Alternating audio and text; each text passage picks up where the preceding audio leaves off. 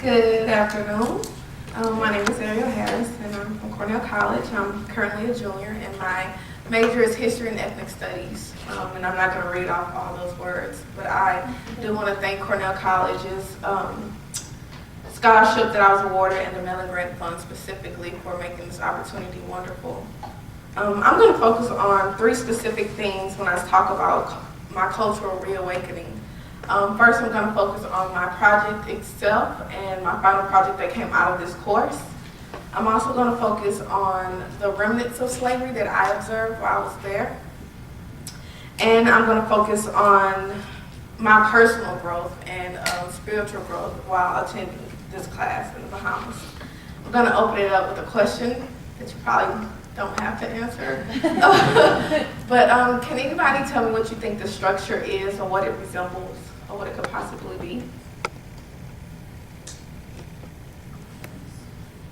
Is it just mooring for like a ship or whatever that you would put like a rope around? I don't know. It's a good guess.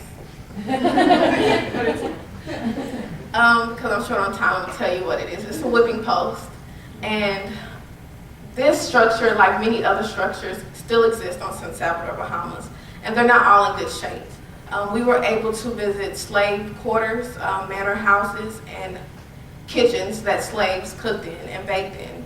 So experiencing these things, seeing them for one and touching them for another, and using them in our final projects really assisted us in informing and bolstering and making the project more informative and real. And since I'm talking about my final project, I'll tell you what it is. We had to write from the perspective of a slave, journal entries. And our model was Charles Farquharson's journal, which was written from 1831 to 1832. He was the last remaining slave owner on the island on San Salvador, Bahamas. This is the kitchen in which Matilda, my slave that I wrote about, who was a house cook, she was about age 32. I wrote about her because I could manipulate her character in so many ways. And this line that you see is one of many lines that I wrote. I say, "Don't let these white niggas drive you crazy, Alec. The choice is either to be a true man or a beast. Which one are you?" And as you can see, the language and the culture, the things we studied, such as primary sources and secondary sources, and speaking with the residents of the island allowed me to be free in what word choice I used or what I decided to talk about. And this is just an excerpt of a day in the life of Matilda while she was cooking, and there was a slave uprising on the island. So, and here at this particular area of the island, I experienced a lot. I traveled up there 2 or 3 times, and I was able to channel Matilda's, like what I like to call it, seeking her voice and her spirit in that location was very helpful.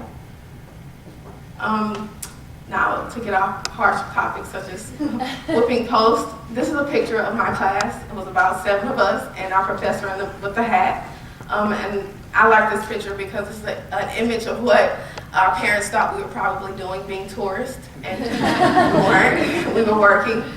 And this is the image of us on the beach, looking for conch shells.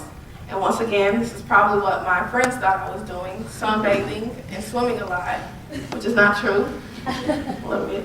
And this is really what we were doing, not chopping off the limbs of my professor's husband, but we were clearing the path to go to the slave rooms in which I just spoke about.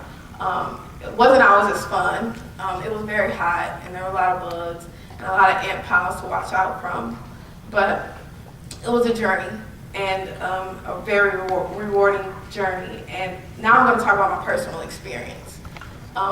This is a point in which we were going to the slave quarters, and we had to visit there twice because of the overgrowth and the harsh climate. We couldn't find it the first time. This is our second experience.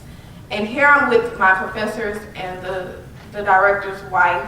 There were about 4 or 5 of us at this point. My classmates weren't there, which was an advantage for me because for a lot of days I was hearing a lot of complaints about the weather, the terrain, and the journey. And being here with just the professors allowed me to experience it for myself It allowed me to zone in and really focus on why I was there and really try and appreciate appreciate this culture, appreciate the remnants of slavery. And all these words you see are exactly what I felt. I was curious as to what we were going to find. I was exhausted due to the hike up. I was angry because of the frustration of we might not get there. Because the first day we didn't get there, but we finally found it. And I felt a lot of compassion for my co-workers and my colleagues who were older than me and who were exhausted, but really pushed themselves to get there with me. This is a bigger picture, and this is the image you see here is me. At this point, although you can't see how clear it is, I was able to see further down the path, in which I could see about a mile or so, and I was able to see 2 or 3 more structures of the slave quarters. So this was a very great moment for me specifically. And you probably can't see either that it was raining and that a lot of mosquitoes were biting me at that moment. And here I was standing on top of a slave quarter structure, which was also a great moment. Here I was able to reflect and reconcile and appreciate a lot of things going on around me. And that's also a wall structure. And as you can see, there are different bricks. And I just want you guys to take the time to imagine men and women taking bricks from one end of a hill to another end of a hill to build a structure to live in. And about maybe 2 to 4 or 5 people had to live in a very small structure. And last but not least, Mr. Forbes. I'm going to talk here about the remnants of slavery. He's a longtime resident of the island who taught me and some of my classmates about bush medicine. And bush medicine and slavery go hand in hand because Africans who were brought from Africa to a different island were gifted enough to know how to use the types of plants that were hundreds of miles away to help heal them or to help heal sicknesses or their body aches. And with this information, bush medicine, I was able to inform my project even more. And I manipulated Matilda's character into knowing how to fix the ailments of her fellow slaves or her fellow cohorts or co-workers. And Mr. Forrest meant a lot to me specifically because I was able to have a one-on-one relationship with him and learn about his family history. And most importantly, he told us that this history of bush medicine was passed down from generation to generation through bloodlines. And so what he did for us was inform us about something that he didn't have to share with outsiders. And that was a means of making money for him. A lot of the people there had to work on their crafts. That's how they made money, or they depended on the government. And I want to thank you for your time. I'm out of time, so I can't go on. Have a nice day.